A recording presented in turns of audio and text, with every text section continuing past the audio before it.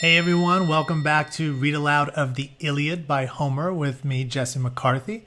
So I'm excited to get into chapter 2, but real quick before we do, I want to ensure that we remember what happened in the first chapter, the opening chapter. So here's some notes here. So if you recall, this kind of evil goddess named Eris drops this golden apple in this wedding party, and on it says, "To the fairest," which is basically like to the most beautiful. Now there's goddesses up there, and they're like, "Hey, I'm the most beautiful. I'm the fairest." So three of them in particular: Athena, goddess of wisdom; Hera, goddess of power, because she is the wife of the strongest god of them all, Zeus; and then Aphrodite of beauty. They're fighting amongst each other, like who's the most beautiful. They want these guests to choose, and the guests are like, "I'm not choosing between these three women."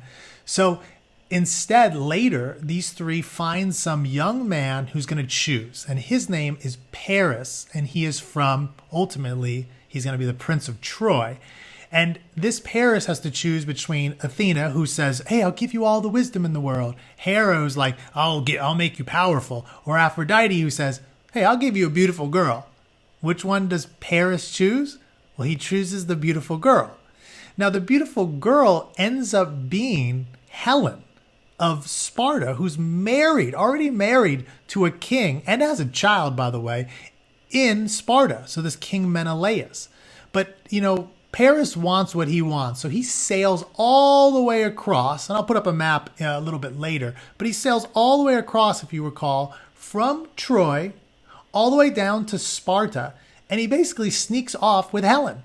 And Helen says goodbye to both King Menelaus and her baby. And they take off back to Troy.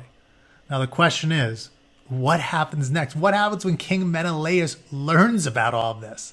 So we're going to learn real quick ourselves right now as we get into chapter 2, which is ship gathering. All right, I'm going to set this down and we're going to begin. When Menelaus returned from hunting and found his queen fled with the Trojan prince, the black grief and the red rage came upon him, and he sent word of the wrong done to him and a furious call for aid to his brother, black-bearded Agamemnon, who was the high king over all the other kings of Greece. I'm going to put this map up for you guys now. And from golden Mycenae of the Lion Gate, where Agamemnon sat in his great hall, the call went out from men and ships. And as I say, who gets called to come out and bring their ships for a potential fight, just look to the map and I'll do a little pointer. So to ancient Nestor of Pylos, to Thisbe, where the wild doves croon, to rocky Pytho, to Ajax the mighty, lord of Salamis, and Diomedes of the loud war cry, whose land was Argos of the many horses, to the cunning Odysseus among the harsh hills of Ithaca, even far south to Idomeneus of Crete, and many more. Some of these names are challenging, and I'm not going to get them right every time. We'll try it out. And from Crete and Argos and Ithaca, from the mainland and the islands, the black ships put to sea, as the kings gathered their men from the fields and the fishing, and took up bows and spears for the keeping of their oath, to fetch back Helen of the fair cheeks and take vengeance, kind of like a revenge, upon Troy, whose prince had carried her away. Now, if you remember, there was that pact or that agreement that anybody would come to the defense of King Menelaus if he was in trouble. And that's what now everybody's doing. They're all going to come and help. And maybe there's a battle brewing. Agamemnon waited for them with his own ships in the harbor of Aulis. And when they had gathered to him there, the great fleet sailed for Troy. But one of the war leaders who should have been with them was lacking. And this was the way of it. Take this down so you don't have that anymore.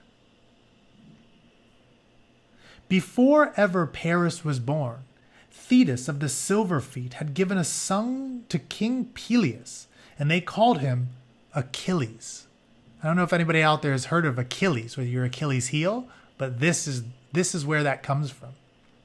The gods had promised that if she dipped the babe, this baby named Achilles, in the river Styx, which is one of the rivers of the underworld, the sacred water would proof him against death in battle and protect him. So gladly she did as she was bidden or told. But dipping him head first in the dark and bitter flood, she held on to him by 1 foot. You can imagine one of his little baby feet she's holding on. Thus her fingers pressed about his heel kept the waters from reaching that one spot. By the time she understood what she had done, it was too late, for the thing could not be done again. So ever after she was afraid for her son, always afraid. So he had one weak spot right in that heel where his mom had held him in the water. When he was old enough, his father sent him to Thessaly with an older boy, Patroclus, for his companion, to Chiron, the wisest of all the centaurs. And with the other boy, Chiron taught him to ride on his own back and trained him in all the warrior skills of sword and spear and bow, and in making the music of the lyre, until the time came for him to return to his father's court.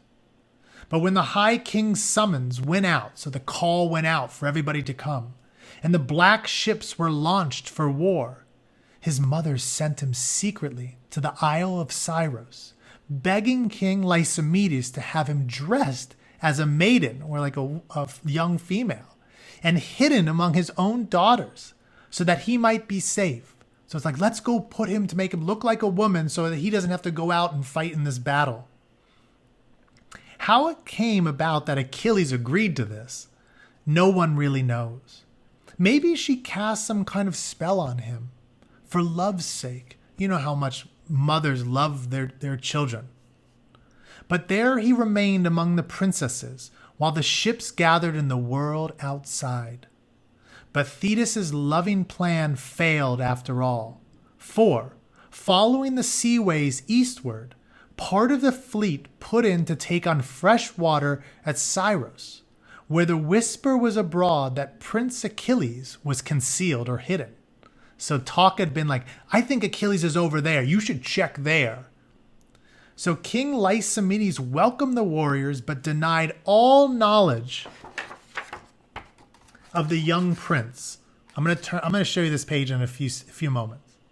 The leaders were desperate to find him, for Calchas, chief among the soothsayers, or like a fortune teller, who sailed with them, had said that they would not take Troy without him. So without Achilles, we can't win this battle. We need to find this guy.